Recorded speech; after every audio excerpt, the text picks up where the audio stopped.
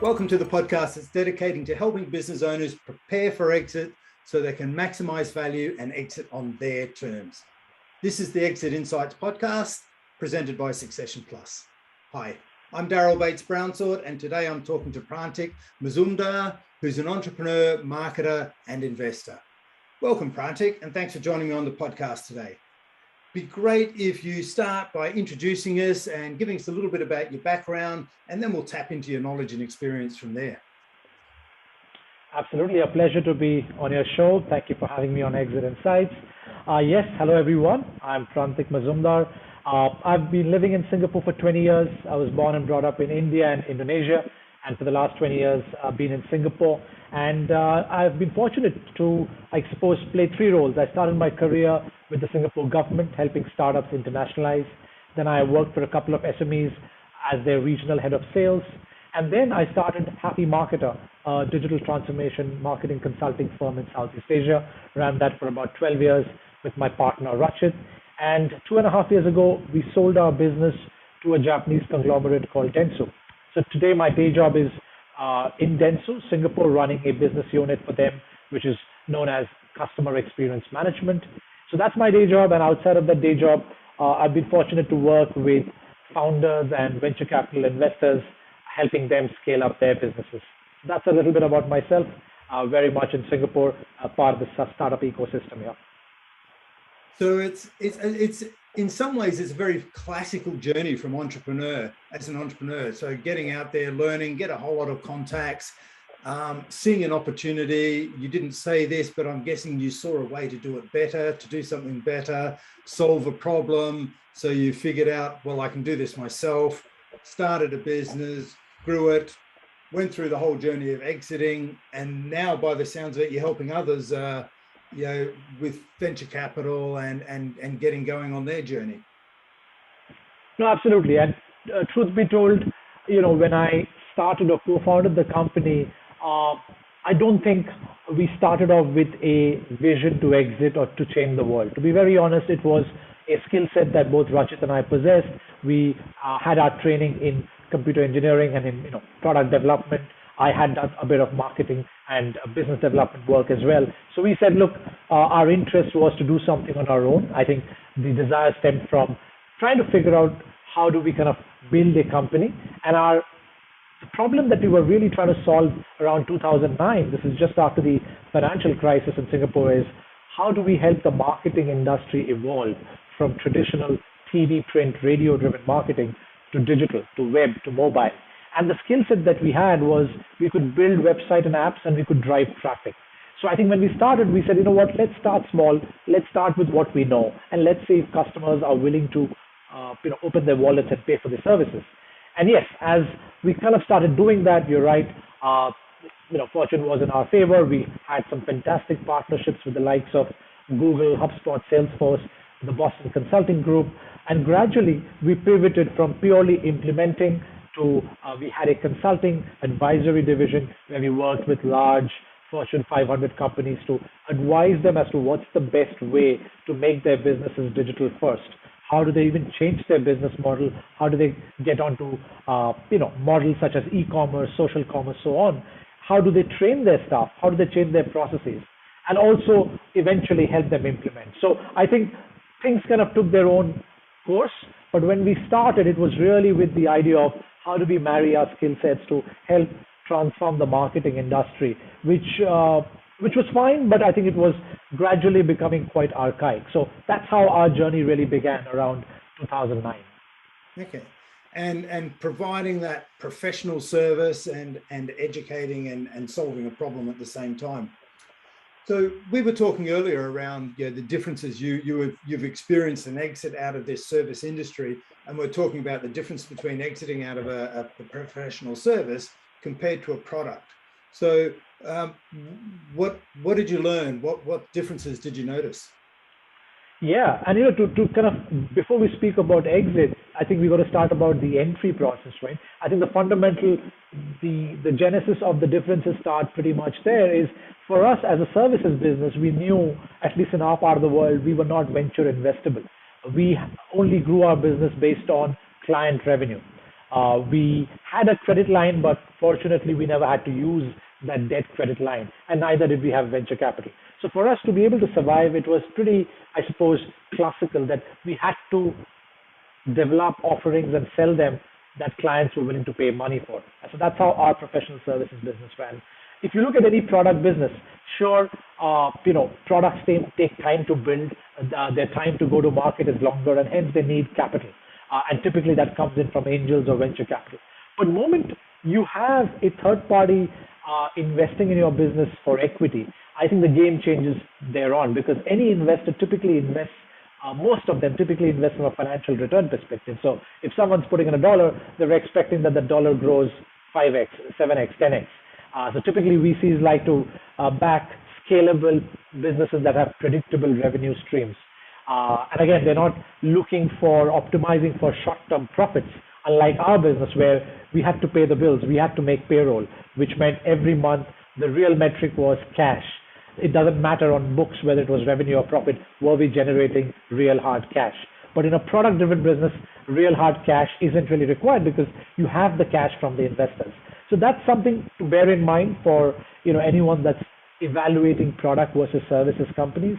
And hence, I think eventually 10 years down the road, when we were looking at an exit, our valuation model was very different. We were valued on a multiple of EBITDA, on real earnings.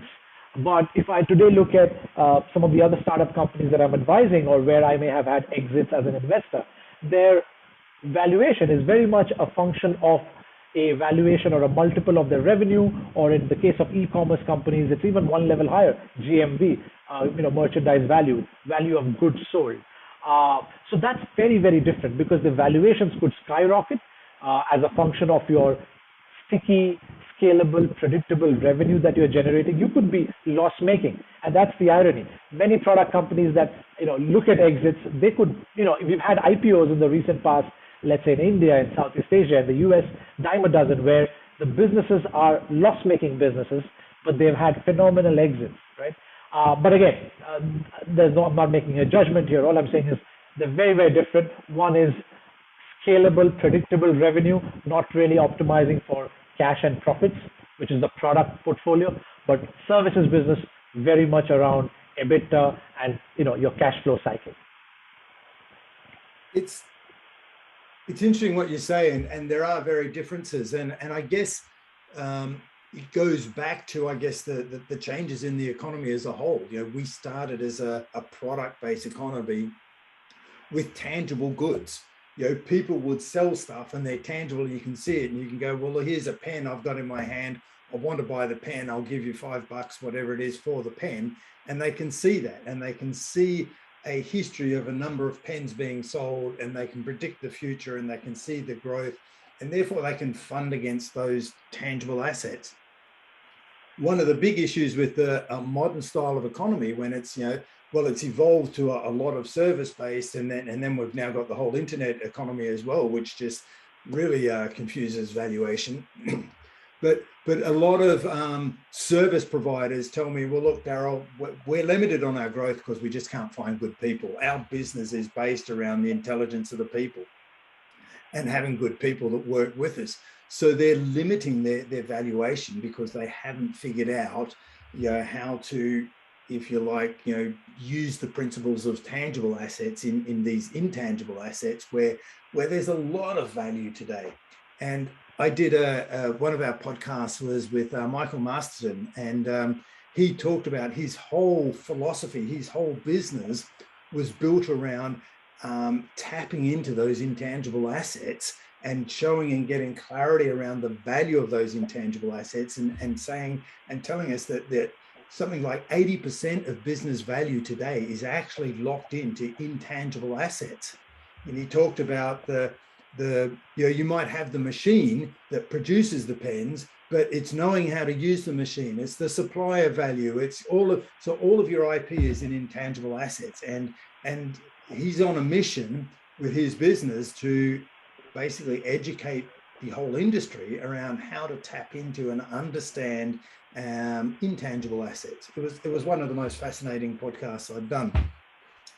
So We've got an industry, the whole society has evolved from product, and we still need products, obviously, and it's just done in different parts of the world. But we've got businesses in our modern economies and the areas of the world where we live, which is based a lot around service-based economies. So in your experience, Prantik, what did you do in your business to increase the valuation? Because, I hear that you didn't start it with an exit in mind, but you did exit at some point. And, like all entrepreneurs, when we do exit it, we don't want to give it away. We want to get the most that we can for it. What were the sort of things that you were focusing on to increase the valuation of your business leading up to your exit? Long-winded question, I appreciate.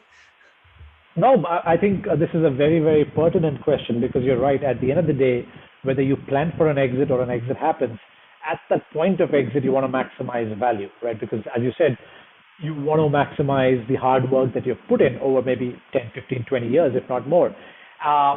So I think a few things. And again, some of these were planned, some of these in retrospect, when I look back, I thought things, either we did it well or things worked out in our favor. I tend to agree with that whole intangible theory, because, and again, this kind of fits into the services that we offer, the whole domain of marketing services. One of the offering or deliverables, if you will, is how do you build intangible brand value, right?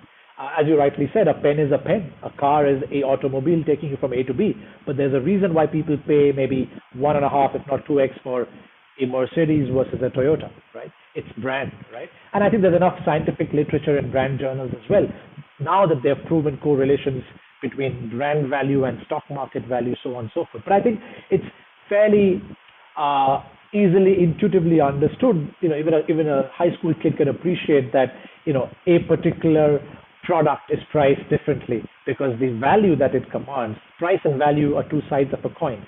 And a lot of the value is a function of perception that you build, right? So whether it's goodwill, whether it's brand perception, whether it's, the supply side economics that you were talking about, I think all of these ultimately matter. So to us, when we eventually sold the business, and we did hire a good iBanker, an advisor. In fact, they originated from UK, but they have offices in Hong Kong, Singapore, SI Partners. And this is something that we always spoke about, is how do we know what the real books say in terms of our audited accounts, but how do we command higher value? And it eventually came down to 3 or 4 things. One was the narrative, the narrative that we wanted to weave around the services, depending on the economy that we are in and depending on the buyer. So in our case, for example, Dentsu advertising, a conglomerate, when we pitched to them, the same set of services, the same company history, but the narrative was different, because once we understood why they wanted to buy us, our pitch narrative changed. We spoke to a few consulting firms. Our pitch narrative was different. We spoke to a few family-owned businesses. Their interest in us was for a different reason. So one is trying to figure out the narrative vis-a-vis why a particular buyer wants to invest or buy. And then if you kind of peel that onion, I think there are a few things that I think we did which led to that positive narrative and hence valuation. One was partnerships. I think a lot of our growth, I genuinely believe, in that whole, the quote of, standing on the shoulder of giants to see further, is we built our business around partnerships such as Google. Now, Google has been a tremendous partner because of, by being a Google partner, in every market, Google typically has 3 to 5 partners. So if you're one of those chosen 5, already that builds credibility. There is co-branding that kind of creates a flywheel. They open doors. So when Google opens a door, your probability of winning already increases, to the extent it works so well for us that beyond 2015, we actually didn't have a sales and marketing team, because we realized that Google was generating fantastic high quality leads for us. And by removing the sales and marketing layer, we removed a pretty hefty cost layer from our P&L, right? So eventually the partnership created a flywheel for us where the return on that investment in that partnership was manifold. So one is partnership. The other is our business model. Whilst we started off what most would classify as a marketing agency, we realized that in Singapore and Southeast Asia, there was a lot of money on the table for advisory as well as training. Singapore invests heavily into training. There are lots of government grants, etc. So we actually built a pretty solid digital transformation training business and eventually spun it off. And that was valued very differently because training, at least in this part of the world, is pretty good from a cash flow perspective. And the third is, again, linked to business model and partnership is a reselling business that we won with Google. So we are one of the only few Google Analytics and Google Cloud reselling businesses in this part of the world. And the business model there is not services. That's kind of like SaaS because we are selling a product on behalf of Google. And so literally these are 3 or 5 year recurring contracts which you're signing with clients. And again, that was valued differently. So suddenly, eventually our business valuation had various functions, your partnerships, your SaaS business model, your training business model. And the last was right shoring. Half of our team was based in or is based in India, and that created cost arbitrage. Because again, whilst India is getting expensive, but relative to Singapore, there is a good amount of cost arbitrage there. And then a wrapper around all of this was building our own brand and credibility. We had to practice what we preach. So we spent a lot of time inwards building what we call the happy tribe culture. We had to ensure that we reduced churn amongst our people. We created a culture where the new blood eventually took on management positions within the organization. And when you put all of these together, your own brand, your internal culture, the businesses, the partnerships, the other side, then so in this case, they started valuing this, saying, look, you're not a fly-by-night operator. There's pretty healthy retention rates, both from a client perspective as well as from an employee perspective. And all of these contributed to our narrative and eventually to our valuation. So in a long shot, these are a few parameters that helped our valuation and hence, helped us get an exit, which at least in 2019 was the highest in our industry across Southeast Asia. That's amazing, Prantik. I'm sitting here smiling because it's almost like I gave you a brief and to say, please share these things. And you've mentioned and almost sequentially all of the things. We have a tool that we use with business owners. We call it the 7 levers to leverage up your valuation and focus on the multiplier. And we talk about, you talked about contract revenue and getting clear on what your revenue streams are. The most basic level of business ownership or business valuation is the stream of revenue. It's does the business have a revenue stream, and does your business model continue and predict and provide for that revenue stream? Once you've got the revenue stream, you need some skilled people. You need training, you need people, you want a culture that people stick around and grow and feel part of the organization and feel a sense of belonging and part of something bigger than what they could achieve on their own. And then you want to make sure that everyone keeps doing things the same way. You've got systems and processes and again, more training and skills so that it's consistent, repeatable and reliable. And then you started talking about, well, I had different product streams, and realized that we had different, ways for delivering products. And eventually we actually separated them out, but they were different products, and therefore we had to price them differently, and people saw value, and price and value are two sides of the same coin. And I'm going, yeah, okay, so yeah, brilliant. And then product, and then you talked about your different routes to market. So and through partnerships and having partnerships that really open up the market for you. So we talk about channels to market and routes to market as one of the next layers. And then you went, well, okay, and then I've got brand. And brand is if I've got all those things in place, then I can build a brand that, and a lot of the business owners we talk to, they invest in a logo and they get some design around getting a logo done. But a brand is so much more than just having a nice, beautiful looking logo. It's your reputation in the marketplace. It's what expectation is set by just dealing with your business. And you talked about the Googles and the consulting organizations that, if you're introduced by Google, the deal's half done. So having the right sort of partnerships that build on your brand. And if you've got all those 6 things in place, then you've got what they call in the E-Myth is your franchise prototype. And you can then just basically, if you've got all those things that are consistent, you can plug and play in another location. And you already talked about, well, we've got some staff in India because we've got some leverage and scale there. I'm guessing through some, you've got a lot of confidence because of your relationships, but you're able to just build a model that was scalable in different areas. And therefore the Japanese company sort of said, well, we can start in Singapore on our own, or we can just buy this who's already established and plug that into our existing operations. That's worth a whole lot more to us. We'll pay a premium for that. Is that a fair reflection? That's a very fair reflection, and I think you beautifully kind of put that in your seven lever model. I think absolutely, and I think post the exit, that's when we got time to kind of reflect on a lot of these things in a very structured manner. And I think the framework that you just shared pretty much encapsulates that. And I just want to just touch upon that brand part, especially for founders listening. Is you're so right that people need to realize that at the end of the day, again, I'm using consumer parlance for people who may kind of relate to it. Like when you say Coca-Cola, when you say Nike, right? I mean, at the end of the day, Nike is selling you sports shoes.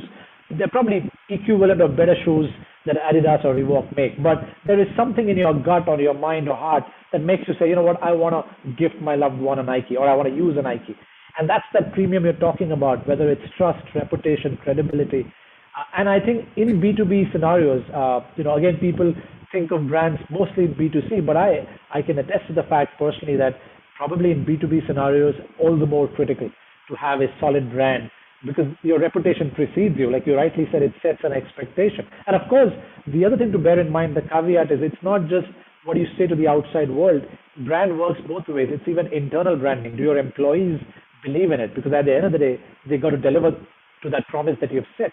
But you're spot on. I think so much of that premium could be from these partnerships or these, the brand reputation that you build out there. Absolutely. The brand, I think, is as much about the culture, the internal culture of people, the employees. If they feel that aligned to the brand values and they feel a belonging to the brand and how what the brand represents, Nike, Google, as you say, but then that helps project it out into the marketplace. That belief, that affirmation is just continually reinforced in the marketplace. So all of our potential clients, whether they be business or consumers, also see it. Because it's so easy to fracture that and lose a reputation. It takes years to build one, but you can lose one overnight. And there's plenty of case studies that we've seen where that happens. So one of the things you mentioned earlier, Prantik, was, and I liked where you were going with this, is that you're saying, hey, sometimes entrepreneurs and a sale or an exit opportunity will come on the table and they may not have planned it. So and in hindsight, having gone through that, if you had planned it, and for the benefit of the listeners who are still early on in their journey of planning their exit, in your experience, how long would you think you would suggest that they start planning their exit and working towards it? And what are some of the key areas they should be focusing on to prepare their business to help increase their valuation? We've talked about the 7 levers, but there are other things as well, aren't there? Yeah. So, assuming I was to restart, and if we start with an exit in mind, I think fundamentally, again, I would go back to the basics of, I would make a judgment of, would I want to delve into product with venture capital, or would I want to, get into service? Now, that's a personal choice based on the market you operate in, the skills you have, the opportunity, so on and so forth. And thereafter, depending on the path you choose, I think there are a few considerations and a few different things to bear in mind. And I'll maybe start with on the product side, which obviously is in vogue. And you open any business paper, you open an FT, and you'll probably see tons of conversations around, X got funded so much, someone's a unicorn, someone's getting there. And I think that's a very different ball game and I'll summarize a framework that I have for that sort of business. And that's a 3R framework, which when I advise my startup portfolio, which mostly happens to be the product companies, there are 3 critical R's. One is raise. Who in the business, the founding team, is in charge of raising capital? And what I've seen and learned in that ecosystem is you've always got to be in the process of raising. Because, when I raise, I could initially raise from friends, family, colleagues, but then very soon I might need to raise a seed round. from maybe angel syndicates, and then maybe Series A, and it's a constant because if someone's put in money, each group has a risk appetite or a holding power for 2 to 3 years. So you want to give them good returns, right? So there is a paper valuation exercise going on there. So someone's got to be constantly on the raising game. The next is race for growth. Someone's got to be driving growth. And when I say growth here, I'm talking about, again, in the digital parlance, users, usage. So someone's got to be really motivated on a day-to-day basis is, who's my target user? How am I going to grow exponentially? Incremental growth is not appreciated in the product world. How do I ensure that there is stickiness and loyalty? How do I ensure that people who are downloading my app or tool are using it, not just using it, but using it regularly and ideally referring it to friends? Because there is this math of growth which is called CAC to Ltv ratio. You want to measure your cost of customer acquisition. So if you spend $1,000 to acquire a customer, the next question is, okay, what's your lifetime value, LTV? So if you spend £1,000 recruiting a customer, can you make £5,000, right? Because ultimately at some point that unit economics needs to work. So again, that's the second R, is who's going to be the race driver to growth, so to speak. And the third is remove, which is a bit controversial. But if you look at, fast-growing, large digital companies, be it the Facebooks of the world, the Googles of the world, or even Revoluts or the Stripes of the world, there is a team internally which is either removing competition, either by making competition obsolete through innovation, or removing through acquisition, right? So if you're a product company, to me, typically a life cycle, if you're a venture investable product company, typical exits anywhere between 8 to 10 years cycle. Today, of course, you're seeing a trend of companies, and you also need to make a judgment of what sort of exit do you want. We as a company, as Happy Marketer, we went through a strategic trade sale, but you could have a sale to a family office. You could just exchange hands with the next layer of founders who might do a management buyout, or you could have an IPO. Or in today's world, you can go public through SPACs or PIPEs. So there are various options available today, and you've got to be cognizant, right? But typically a decade is typically, again, what I've generally seen in the software or the digital product world, because it takes you a while to kind of build that reputation, grow to a particular scale before you can list, so on and so forth. But those 3 R's, I think, are critical because everyone's looking for that hockey stick rapid growth. But if I'm the services business, I know for a fact that ultimately the valuation will be a function of EBITDA. So to me, what's important is a philosophy that we followed. In fact, there's a book that I would recommend to people in the services business called Profit First. In fact, this is the same philosophy. There's a book written for the common man. It's called Automatic Millionaire, which basically says that when you receive a salary, typically people, and I was guilty of this, I would typically spend it all, and then whatever would remain on the 28th of the month, I would save it, if at all something remains. But the book basically flipped it, saying, look, you're working hard for yourself to grow your career. Whatever salary that you get, whether it's $1,000 or $1 million, pay yourself first. Keep aside your savings first. So if you want to save 30%, keep it aside automatically. The remaining 70%, spend it guilt-free. The same principle that the book called Profit First, which really changed our thinking, saying, you know what, we decide how much profit do I want to make, which means if I earned $5 million, I said, I want to have a profit margin of 30%. So I keep 30% into the bank. And what's interesting is, it's like your school days. If your teacher gave you 1 day for homework versus 3 days, if she gave you 3 days, you'll take 3 days. If she gave you 1 hour, you'll bloody figure out it in 1 hour. In the same philosophy, we realized that as we grew, whether I had 70% of expense money left or 80% or 50%, we survived. You'll figure out a way. So my recommendation to business owners is to look at your industry, find a healthy profit margin, keep that aside, and focus on cash flow, focus on profitability, look at your cash flow cycle. How fast are you churning that cash back and in? Because at the end of the day, as a services business, apart from all the 7 levers we spoke about, at a very fundamental level, an accountant or when a KPMG or a Deloitte is doing a due diligence, they will look at your average contract value, average contract tenure, who are your top 20% customers that are giving you maybe 70, 80%.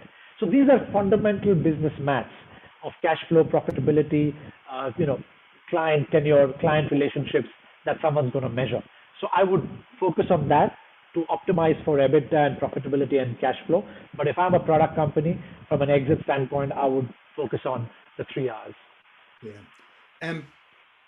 You've raised a couple of great points again. So the Profit First book, one of my clients, Colin Mills from the CFO Center, basically taught me that principle. But to be able to run the Profit First business model, first, you need to be on top of your finance function. You need to be in control of your finances. And that's one of the things that we really need to get the message across to a lot of business owners out there. In early days, even I've met a whole lot of really established businesses who just aren't on top of their finances. You need to be having cash flow budgets, cash flow forecasting. You need to know, what your cost of client acquisition is. You need to know how much of the money in the bank is actually owed to taxes and what have you. How much is profit, dividends, and reinvestable. You really need to be on top of your finances. And I'm also an advocate of the Profit First book. I've forgotten off the top of my mind who wrote it, but I'm sure it's. I've seen it. It appears on my Amazon list regularly. Yeah. So I know the readers will be able to find it really easily.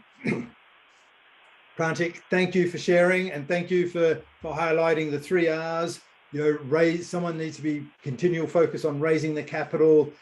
We need that race for growth. We need that hunger. We need that focus to keep going and growing. One of my colleagues once said, if you're not growing, you're going.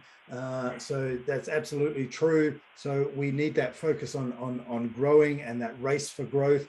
And then we need to also have a focus on removing competition, which is some things, but also removing some of the things that we do in our business that aren't adding value. They aren't helping us. So raise, race, and remove. I love it. They're great tips for our listeners today. Thank you. Oh, pleasure. I'm glad we had this conversation. And as you rightly said, I'm glad you have this platform to kind of educate founders, because a lot of the founders don't even think of an exit. Even if an opportunity presents to themselves, they should at least, it's absolutely okay to reject it. Many are happy to run a business for a long time. Many plan to have succession plannings within families. That's fine. But I think it's important to be conscious and educated about the process so that at least you can have a healthy debate and evaluate if an exit makes sense. Because the last thing you want is that you're forced to exit. Like, the SI partners, when we were going through that 2-year process, one thing that always stuck with me is at the end of every meeting, Sam and Hattie, they would come to us and say, look, guys, remember, you don't have to sell. And, I've always believed that a good salesperson does not sell. The product gets bought, right? Same way, I think you should be in a position where there is healthy demand for your business. You should be in a position to say no, rather than being in a desperate position to sell. Because again, when it comes to negotiating sales and, going through the whole due diligence, etc., so much of this is classical negotiation, is fundamentally who's going to blink first, fundamentally who needs this deal most, right? Irrespective of all the other levers we spoke about. And I think that's my message to founders is build a strong business, build a healthy business, build a business that gives you happiness, joy, that helps you create impact, that helps create a good lifestyle, but be in a strong position if and when you choose to negotiate an exit. Brilliant. And appreciate your time. I appreciate your knowledge. I appreciate your wisdom. Thanks for joining us on the show today. Absolutely. And I appreciate the opportunity, and thank you for doing what you're doing. And thank you to all the listeners for your time as well.